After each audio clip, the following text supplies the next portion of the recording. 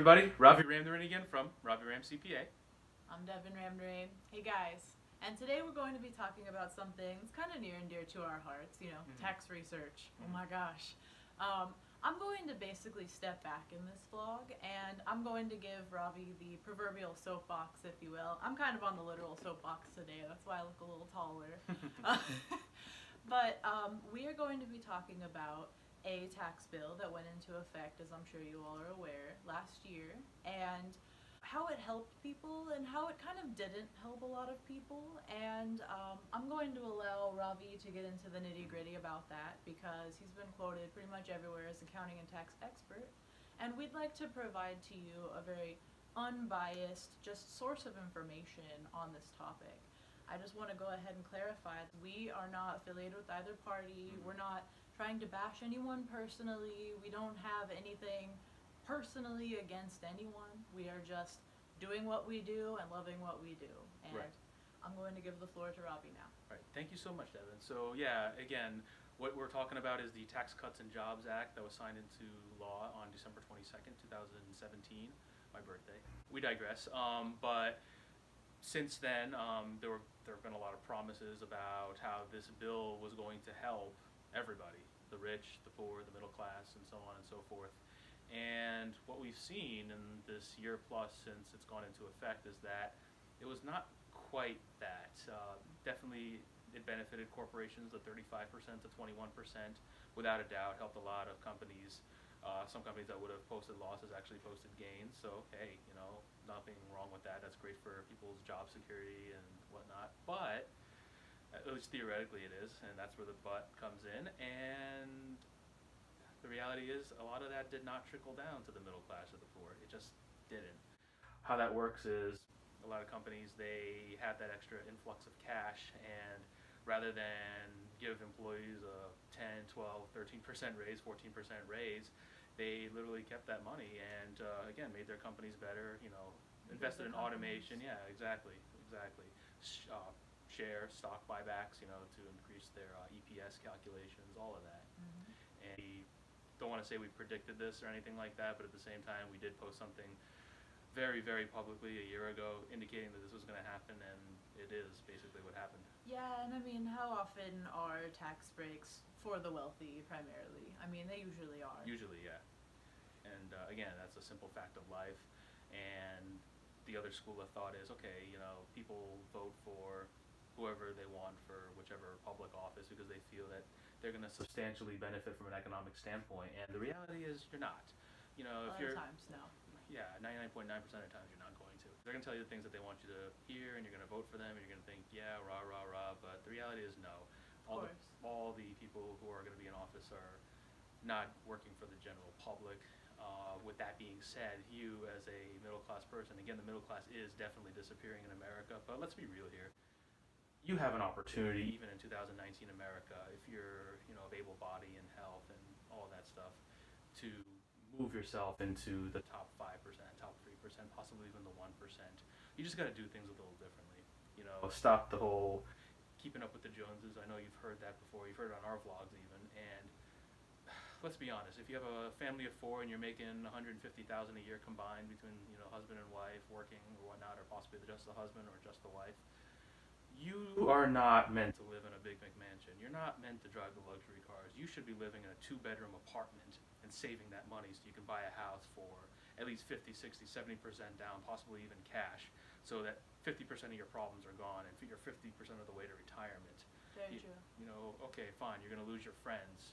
Friends aren't going to pay your bills.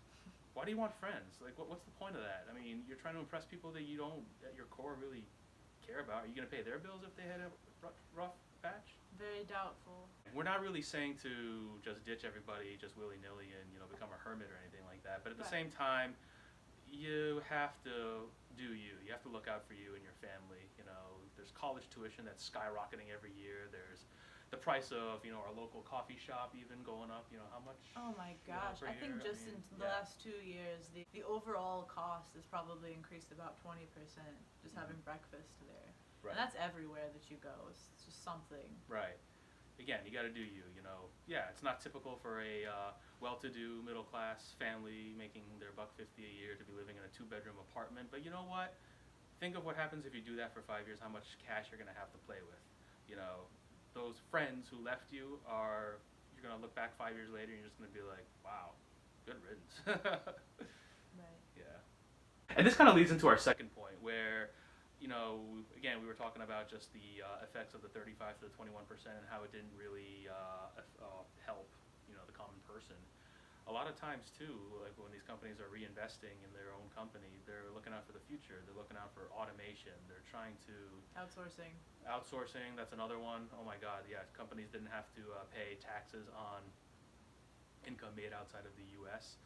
So that made repatriation a little easier for them. But at the same time, it's only going to encourage more companies to ship their jobs to India, the Philippines, the China, Thailand, where the labor is very cheap. I mean, yeah, you pay a computer programmer here, $80,000. In Mumbai, you pay them $15,000. Yeah, people are worried about immigrants coming in this country taking your jobs. No, they're staying at home and taking your jobs. Yes. And you are signing bills to allow them to do that. Right, because congratulations. Again, rhetoric that you've heard on TV or whatnot, and again, it's all about reading between the lines. That's all it is. A lot of people don't take the time to read and to understand the context of what's really going on, and that's too bad because again, we live in an age where everything's available on your iPhone. Everything. And then the third point obviously is, do you not feel, again, we talked about this in our Facebook post last year, do you not feel, LinkedIn post too, do you not feel that this whole thing was some kind of made-for-TV movie, just hiding the real issues at hand? There are a lot of problems in this country. I mean, America's the greatest country in the world, but a lot of problems here, and all the media propaganda that you saw as far as the Tax Cuts and Jobs Act was really dominating the news waves, and it just hides, again, the real problems in this country, the escalating cost of everything, the breakdown of a lot of family structures, family stability is not the same as it used to be. Again, job security is not there.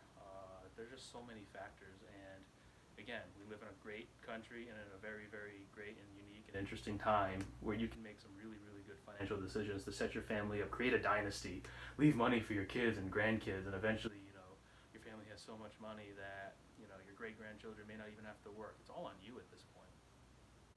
Right. So, I mean, any final thoughts? At this point in our country's history, even though we're still a pretty young country, we have made some messes, and it's now more important than it's ever been, and it will continue to get more important to be extremely responsible and very careful with how you invest your money, with how you're pursuing your education, how your children are, and just really take care of yourself, and don't look for some white knight bill to come save you and bail you out of things, because a lot of what we're dealing with as a country, we kind of got ourselves into. Right. And again, bad habits have been kind of ingrained into a lot of the American psyche, people buying things that they don't need, dumping all kinds of money. American dream. Yeah, dumping all kinds of money into their pastors' pockets when they don't need to be doing that. No, you need to take control of your dollars. That's the one thing, everybody has this amount of time, this amount of energy to work and to save, and I was reading an article not too long ago about professional basketball players, how they have to literally make a lifetime's worth of earnings in less than 5 years and hold on to it. You get a little more time than that to do that, but man, it's not really a whole lot more time. You need to take those dollars and put them away for the future, because the payday does dry up, and you need to create your own payday to survive. Exactly. So for Devin Ramnarine, I'm RaviRamCPA. So long, and we will see you guys